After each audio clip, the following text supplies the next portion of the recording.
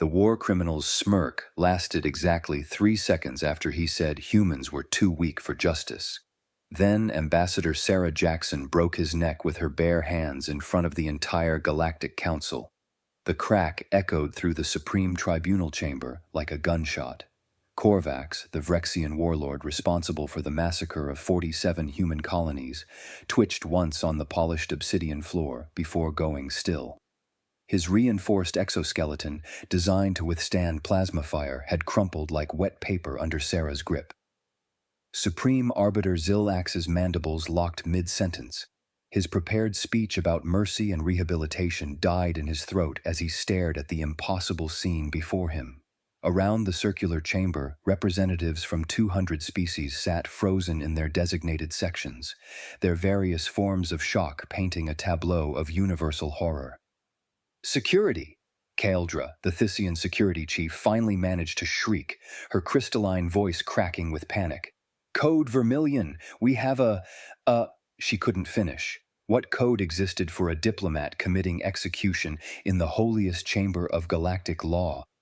According to YouTube analytics, 99.6% of viewers are not subscribed. That's a huge number. By subscribing the channel that is completely free, you'll help support the channel and never miss fresh content. Sarah straightened her blazer with practiced efficiency, the navy blue fabric settling back into perfect diplomatic presentation. She checked her watch, a vintage Rolex her grandfather had given her, and looked up at the council with calm, professional eyes. "He confessed," she said simply, her voice carrying through the stunned silence. "I executed sentence. We done here?" The chamber erupted. "Sanctuary violation!" screamed the Peltharian ambassador, his gill flaps flaring purple with rage. "Diplomatic immunity!" shrieked a dozen voices in as many languages. "She murdered him!" The Zortian representative's translator struggled to keep up with his chittering panic. Security drones converged from hidden alcoves, their containment fields humming to life as they surrounded Sarah. She didn't move, didn't even look at them. Her gaze remained fixed on Zilax, waiting. The Supreme Arbiter's 3 eyes blinked in sequence, a sign of profound confusion in his species.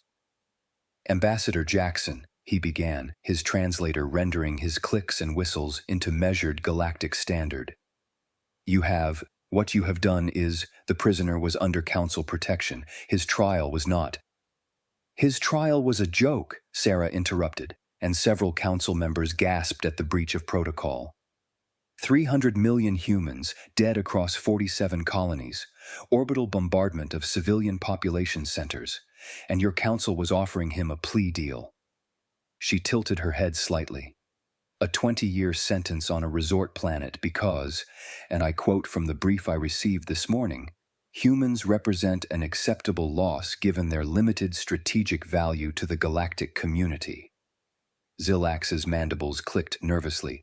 "Ambassador, you must understand, the Council operates on principles of rehabilitation, and he told me, right before I killed him, that humans were too weak to demand real justice." Sarah's voice remained level, conversational even. "He said, 'You're just human.'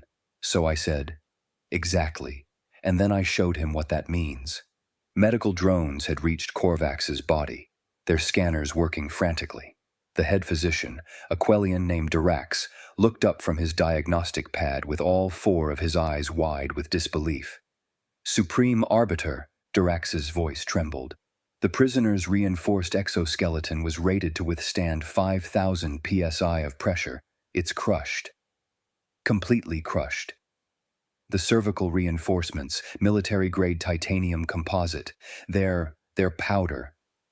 "That's impossible," Kaeldra whispered, her security training warring with the evidence before her. "Humans are Category 3 strength, baseline biological. We have decades of data. They can't..." "Can't what?" Sarah asked, genuine curiosity in her voice. She held up her hands, turning them over as if seeing them for the first time. "Use our hands? I grabbed him, that's all." "That's all?" Vex Thul, the Krillian military observer, was frantically working his datapad, running calculations. Ambassador Jackson, the force required to do what you just did would require hydraulic assistance or neural augmentation. You're not wearing an exoframe. Our scans show no cybernetic enhancement. You're completely organic. He looked up, his reptilian features twisted in confusion. This doesn't make sense. Your species profile indicates maximum grip strength of 200 psi. You just exerted over 3,000. Sarah blinked. Wait, you thought our maximum was 200? That's barely enough to open a stubborn jar. She laughed, a genuine sound of surprise. Oh my God, is that why all your handshake protocols emphasize being gentle? I thought you were all just really polite. Review the footage, Zilax ordered, his voice hoarse. I want to see exactly what happened. The chamber's central holographic projector activated, showing the moments before Korvax's death from multiple angles. Sarah had been standing at the diplomatic podium, presenting Earth's formal objection to the plea arrangement. Korvax, shackled but arrogant, had laughed at her statement. Your objection is noted and dismissed, human, he'd said, his translator rendering his growls into contemptuous words. Your species lacks the strength to demand justice. You're just human, weak, prey, acceptable losses in the greater galactic equation. The hologram showed Sarah's expression, not anger, not rage, just a small, sad smile. She'd stepped down from the podium, walked across the chamber floor while security drones tracked her nervously, and stopped directly in front of Korvax. You're just human, he'd repeated, smirking. Exactly, Sarah had said, and then her hands had moved. Even in slow motion, it was almost too fast to see. Her hands had gripped either side of Korvax's neck, her fingers finding purchase points with surgical precision, and then she'd twisted. No dramatic flourish, no visible strain, just a quick, efficient motion, like opening a bottle of wine. The crack, the collapse. 3 seconds total. Play it again, demanded Jotaro, the council's chief physicist. Slow it down more. I need to see the force distribution. They watched it 5 more times. Each viewing made the silence in the chamber grow heavier. There's no leverage point, Jotaro finally said, his voice barely above a whisper. She's not using her body weight. She's not bracing against anything. That's pure muscular force, pure biological strength. He ran calculations frantically. This would require the prisoner to be made of clay, not military-grade armor plating unless… He stopped, his face going pale. Unless the human is exponentially stronger than our baseline assessments. Earth's gravity, Sarah said quietly, and every head in the chamber turned to her. You've all seen our planet profile, right? In the diplomatic databases? Kaldra was already pulling it up, projecting Earth's specifications into the chamber's shared display. Standard astronomical data scrolled past, orbital period, atmospheric composition, magnetic field strength, and then the number that made several council members gasp. 1.4 G, Vexthul read aloud. Your standard gravity is 1.4 times galactic standard. He looked at Sarah with new eyes. You've been living in what amounts to light gravity this entire time. On our ships, on our stations, in our council chambers. It's been nice, honestly, Sarah admitted, rotating her shoulders. I don't wake up with back pain anymore, though I did break 3 chairs before I figured out how to sit down gently. I thought they were just really cheap furniture. You thought… Zilax couldn't finish the sentence. He was reviewing something on his private console, his mandibles clicking rapidly. Ambassador Jackson, I'm looking at your species' initial contact reports, your diplomatic corps' first communications. There's no mention of your world's gravity, no warning about strength differentials. Why didn't you tell us? Sarah's expression hardened. Would you have treated us fairly if you'd known? The silence was answer enough. We've seen what happens to species classified as warrior races in your council, Sarah continued. Trade restrictions, cultural quarantine, mandatory military observers embedded in civilian populations. We wanted to be part of the galactic community as equals, not as threats to be managed. She looked at Korvax's body. But then people like him decided that weak humans were acceptable targets, easy prey for territorial expansion. 300 million of my people died because your council's assessment said we had limited strategic value. Lirana, a junior Thyssian diplomat, spoke up hesitantly from the gallery. But Ambassador, if you're this strong, the handshakes, the accidents. Last month you accidentally broke through a secured door on Station 17. I was trying to be gentle, Sarah said. The door was stuck. I gave it a light pull. You ripped it off its reinforced hinges. Like I said, light pull. Sarah's expression softened slightly. Look, we've been really careful. Do you know how hard it is to navigate a universe made of tissue paper? I've broken 17 data pads just trying to swipe through files. I cracked a Thyssian officer's exoskeleton with what I thought was a friendly pat on the back. One of our junior diplomats shook hands with a Peltharian ambassador and fractured 3 of his finger analogs. We thought we were having accidents. You thought? She paused. What did you think? We thought you were clumsy, Kaeldra admitted quietly. Awkward. We made jokes about human coordination. There are comedy routines about it. Sarah laughed, but there was no humor in it. We're not clumsy. We're terrified of hurting you. Every single interaction, we're holding back. Constantly. Do you know what it's like to live in a universe where everything breaks if you breathe on it wrong? Vexthul was running more calculations, his face growing increasingly disturbed. If 1.4G produces this level of strength differential, Ambassador, I need to ask, what's your personal fitness level within human norms? Average, Sarah said with a shrug. Maybe slightly below. I work a desk job. I jog sometimes on weekends. You jog. Vexthul looked like he might be sick. In 1.4G, for recreation. Well, yeah, it's good for cardiovascular health. My doctor says I should do more strength training, but I hate gyms. Strength training, Kaeldra repeated faintly. In 1.4G, you intentionally make your muscles work harder. For fun. Not for fun.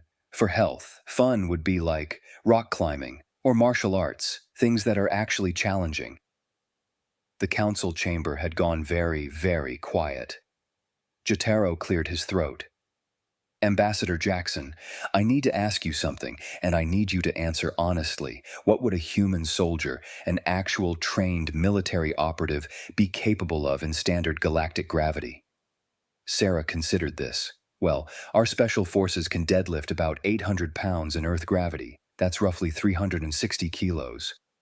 In your gravity?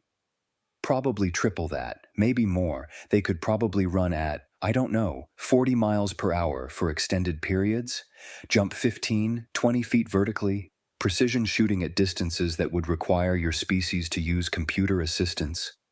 She paused. But that's just the physical stuff. We've also got this weird endurance thing. We can run for hours. Days if we pace ourselves. Most predators on our planet hunt in sprints. We hunt by just following prey until it collapses from exhaustion. Persistence predators, Vexthul whispered. Sweet, merciful void, your persistence predators. I mean, we were. We mostly order takeout now. Zilax had both sets of hands pressed against his head, a sign of profound stress in his species. Ambassador Jackson, you've just executed a prisoner in the Galactic Council's highest court. You've violated every principle of sanctuary law. You've demonstrated that your species has been misrepresented, either accidentally or deliberately, to the entire galactic community. You've shown that any human could theoretically be a one-person military force in standard gravity environments. He looked at her with something between fear and respect. What happens now? Sarah walked back to her podium, her footsteps, carefully measured and controlled, echoing in the silent chamber. She picked up her data pad, scrolled through something, and then looked up. Now you reclassify humanity. Update your databases with accurate information. issue a formal apology for allowing Korvax's plea deal to proceed, and you establish a new protocol. War crimes against human colonies will be prosecuted with the same vigor you'd use if someone attacked a Vrelian hive world or a Krillian breeding ground. Her voice hardened. We are not acceptable losses. We are not limited strategic value. We are humans, and we're done being gentle about demanding respect. And if we refuse? Asked a voice from the gallery, Counselor R. Hill, a notorious human skeptic. Sarah smiled, and for the first time, several council members understood why humans showed their teeth as a threat display. Then I'll personally visit every species that has colonies in human space, she said pleasantly.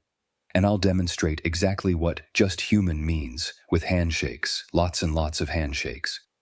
Rahil sat down quickly. Zilax was quiet for a long moment, his 3 eyes studying Sarah with new understanding. Finally, he clicked his mandibles in a gesture of reluctant respect. Motion carries. Humanity will be reclassified.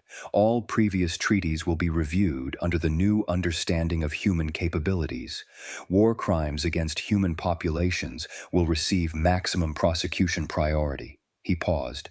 Ambassador Jackson, you will need to remain for formal inquiry into this incident, but given the contextual circumstances, I suspect the charges will be dismissed. Technically, Jotaro interjected, still staring at his calculations. Given the new strength classification, Ambassador Jackson was within her rights to respond to a threat with appropriate force. Korvax's statement could be interpreted as a prelude to violence, and her response was measured for a member of a high-gravity death world species. Measured, Kaldra repeated, looking at Korvax's crumpled form. She crushed his military-grade armor like an aluminum can. Measured, Jotaro insisted. A full-strength strike from a human in low gravity? We'd be looking at significant structural damage to the chamber itself. She used approximately 3,000 psi. Her theoretical maximum is probably closer to 10,000. She held back considerably. Sarah nodded. I was being gentle. The phrase would become legendary in the years that followed. 6 months later, the Galactic Council convened for the formal signing of the new human accords. Every species had sent representatives, and the attendance was mandatory. No one wanted to be seen as dismissive of human concerns anymore. Sarah sat in her new office, reinforced after she'd accidentally put her hand through the wall while gesturing during a conference call, reviewing the treaty documents. The changes were extensive. Human colonies received protected status. War criminals targeting humans faced immediate extradition to Earth courts. Trade agreements had been renegotiated to account for human industrial capacity, which turned out to be significantly higher than previously estimated when you factored in their ability to work in high-gravity environments. There was a hesitant knock on her door. "Come in," Sarah called, setting down her coffee in a reinforced steel mug after she'd cracked 3 ceramic ones. Lirana entered, carrying a data pad and looking nervous. The young Thisian had been assigned as Sarah's assistant, partly as a diplomatic gesture and partly because someone needed to update all the human interaction protocols. Ambassador Jackson, Lirana began, her crystalline voice carefully modulated. I have your schedule for next week, and I need to confirm your coffee preferences for the staff break room. I don't want to get it wrong. Sarah laughed, a genuine warm sound that made Lirana relax slightly. Lirana, I'm not going to break you for getting my coffee order wrong, I promise. You say that, but Counselor Vexthul still flinches when you walk past him. That's because I accidentally closed a door on his tail last month. I felt terrible about it. You severed the last 3 vertebrae. It was an accident. He was in medical for 2 weeks. And I sent him flowers, Sarah protested, very expensive flowers from a high-gravity world so they wouldn't die when he looked at them funny. Lirana made a sound that might have been a laugh. She was getting better at human humor, which helped since she was now required to attend weekly briefings on human cultural norms. All diplomatic staff were. Your schedule, Lirana said, pulling up the data pad. Monday. Testimony to the Reparations Committee about Human Colony Reconstruction. Tuesday, demonstration for new council members on human physical capabilities. They want to know if the Corvax incident was an outlier. It wasn't, Sarah said, but I'll bring Marcus from security. He can show them what an actual fit human can do. Should be educational. Wednesday, meeting with the Peltharian trade delegation about gravity compensation protocols on mixed species stations. Finally, I'm tired of breaking their furniture. Thursday, formal reception for the Vrelian ambassador. They're requesting a traditional humans handshake as a sign of friendship. Sarah winced. Tell them we've developed a modified version. Very, very gentle. We've been practicing on crash test dummies. The dummies keep breaking. I know, we're using stronger dummies. Lirana scrolled further. Friday. You have the afternoon blocked off. It says, personal time? Rock climbing, Sarah explained. There's a new gym that opened up with a high-gravity room. Figured I should stay in shape. You know, in case I need to snap any more war criminal necks. Lirana's crystalline structure went pale. Ambassador, you can't just... Kidding, Sarah said quickly. Mostly kidding. The rock climbing is real, though. You should come. It's fun. I've seen your training videos. Humans define fun as activities that would hospitalize most species. Fair point.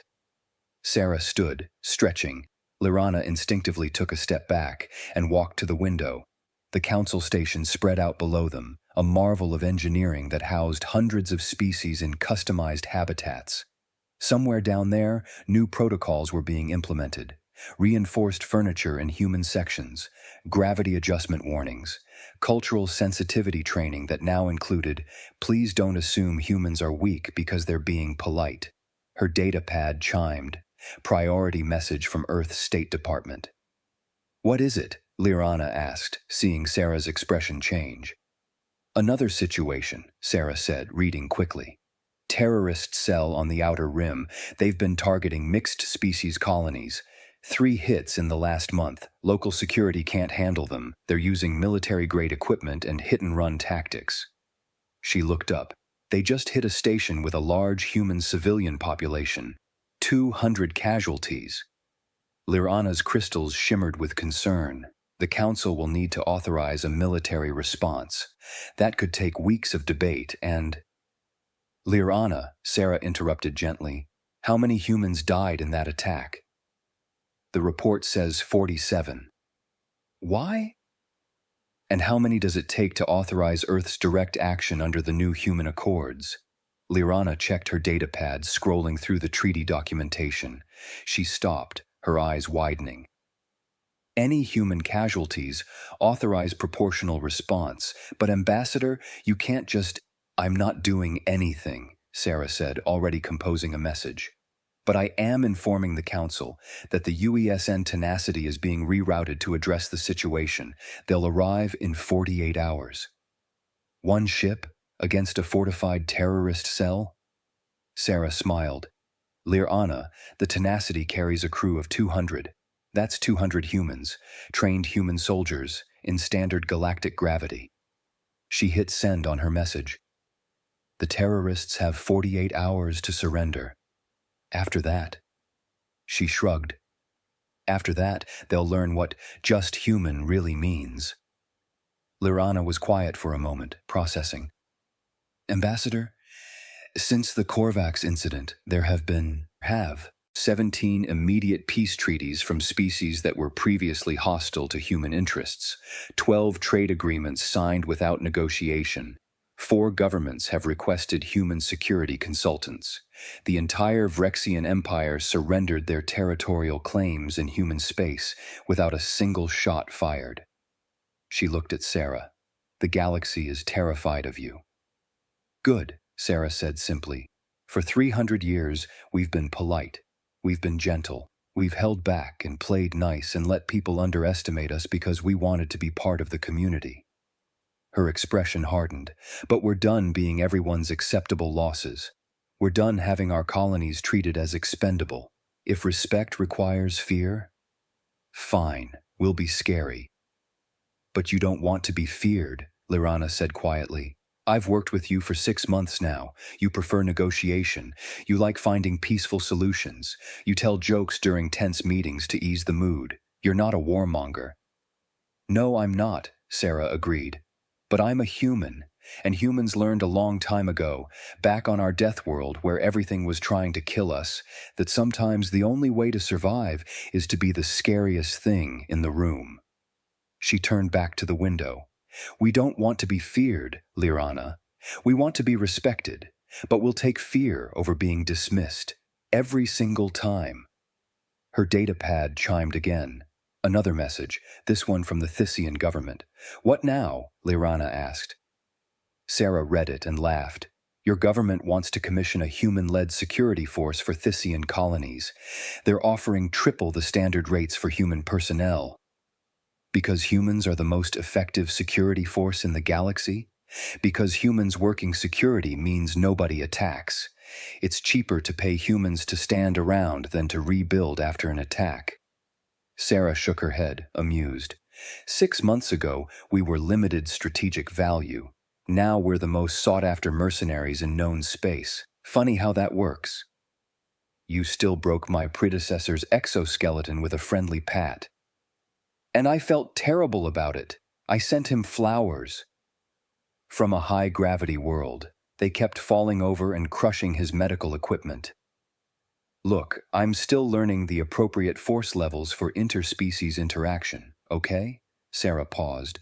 Wait, is that why the Peltharians requested the modified handshake protocol?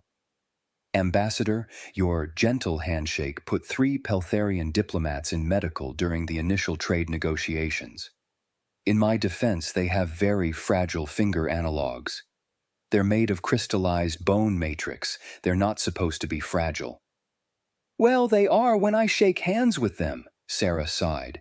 This is why I hate diplomatic receptions. Everyone's made of glass. Everyone's made of normal biological matter. Humans are just made of something stronger. Death world evolution, Sarah said, her tone mixing pride and exasperation. We're the universe's accident, the species that shouldn't exist. We evolved on a planet that kept trying to kill us, in high gravity, surrounded by predators with venom and claws and pack tactics. We developed endurance because if we couldn't outlast our prey, we starved. We developed strength because if we couldn't fight back, we died. We developed problem-solving because tools were the only thing that evened the odds. She smiled slightly. And then we walked out into a galaxy full of species from nice, reasonable planets with gentle gravity and friendly ecosystems, and we accidentally became apex predators.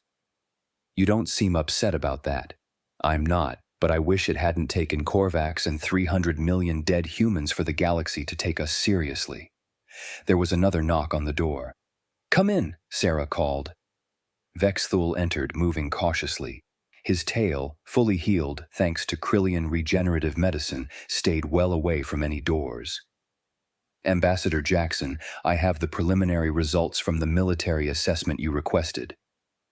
Already? That was fast. We've been working around the clock. The council wanted answers. Vexthul settled into a reinforced chair. All furniture in Sarah's office was now rated for 3 times standard tolerance, and pulled up his datapad. The results are concerning. How concerning? A single human soldier in standard galactic gravity has the approximate combat effectiveness of a squad of 10 Krillian warriors or 15 Thyssian guards. Adjust for special forces training, and the ratio increases to 20-1, possibly 30-1. He looked up.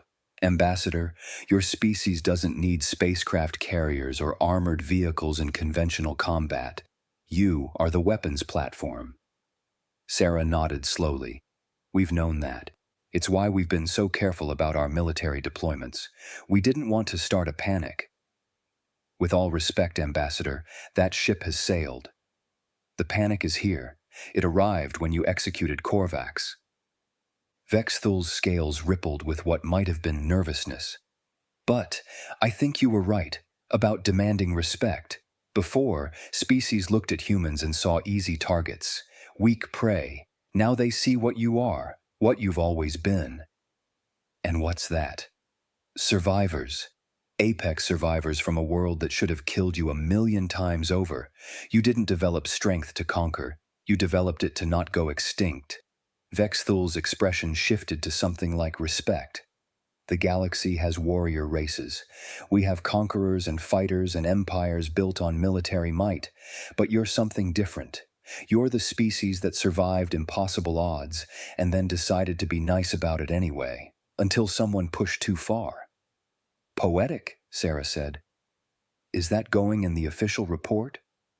No, the official report is full of tactical assessments and threat evaluations and recommendations for revised human interaction protocols. He paused. But personally, I'm glad you're on the council. I'm glad you snapped Korvax's neck. He deserved it, and I think the galaxy needed the reminder that civilized doesn't mean helpless.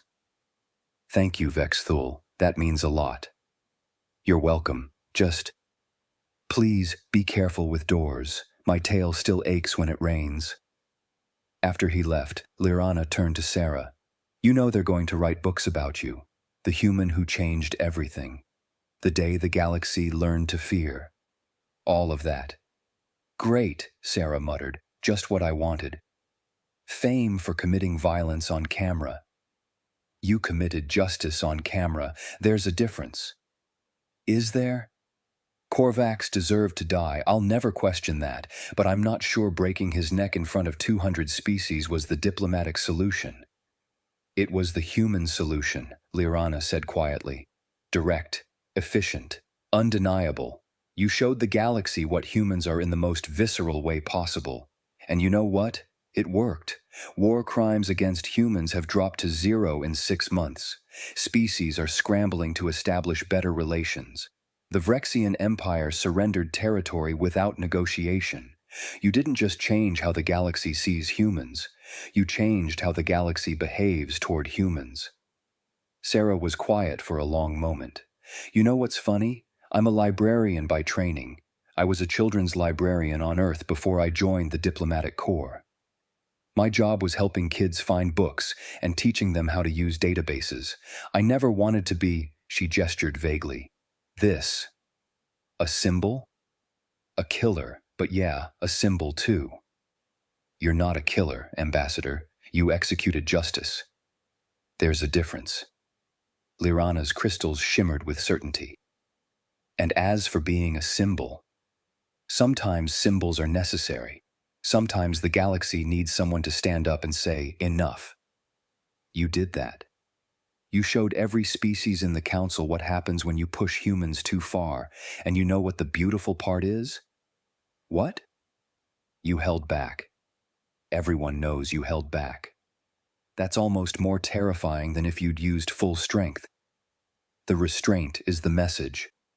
Sarah's datapad chimed again. She glanced at it and smiled. Speaking of messages, the Tenacity just sent their approach vector. They'll reach the terrorist cell in 43 hours. Have the terrorists surrendered? Not yet. Their leader issued a statement calling Earth's response typical human bluffing and saying they won't be intimidated by a single ship of ground dwellers. Oh no, Lirana whispered. Oh yes, Sarah confirmed. They're about to learn the same lesson Korvax did, though hopefully with less neck snapping. What will the Tenacity do? Standard boarding action, fast entry, overwhelming force, immediate neutralization of threats. It should take about 4 minutes once they're on station. 4 minutes? For a fortified position with military-grade defenses? Give or take, human special forces in low gravity are efficient. Efficient, Lirana repeated. Ambassador, I'm starting to think that word means something very different in human context. It does, Sarah agreed. It means we get the job done without wasting time on unnecessary violence. Quick, clean, professional, that's efficient. Quick and clean like snapping a war criminal's neck in front of the Galactic Council. Exactly like that, Sarah said with a smile. 3 seconds. No collateral damage, Message delivered. That's the human definition of efficient. Liranna made a note on her datapad, adding human efficiency protocols to the cultural awareness training curriculum. Good idea.